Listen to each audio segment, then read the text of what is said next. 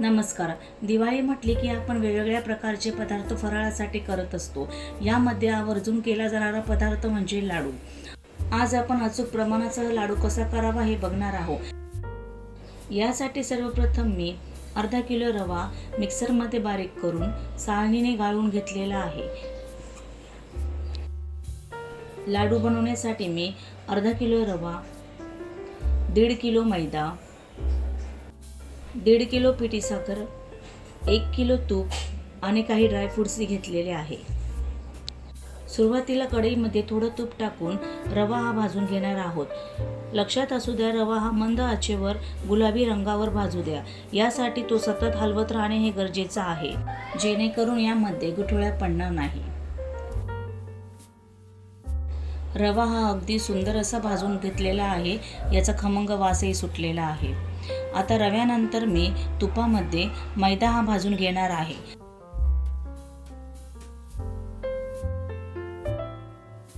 रव्याप्रमाणे मैदाही मंद आचेवर खमंग असा भाजून घ्या.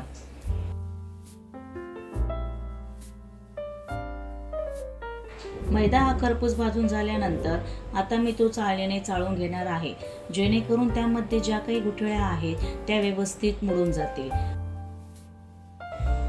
आता सर्व मैदा हा चाळून झालेला आहे.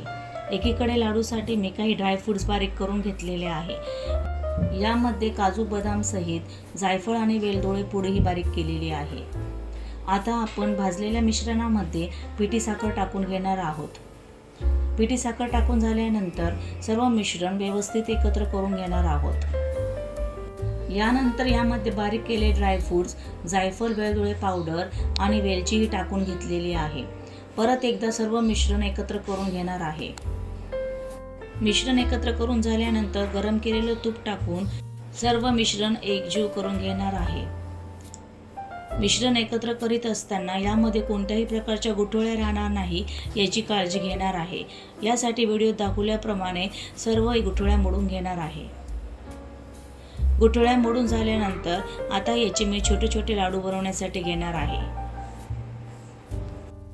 अशा प्रकारे आपले दिवाळीसाठी सुंदर असे रव्याचे लाडू हे तयार झालेले आहेत. जर तुम्हाला व्हिडिओ आवडला असेल तर माझ्या चॅनलला लाईक आणि सबस्क्राईब करायला विसरू नका. धन्यवाद.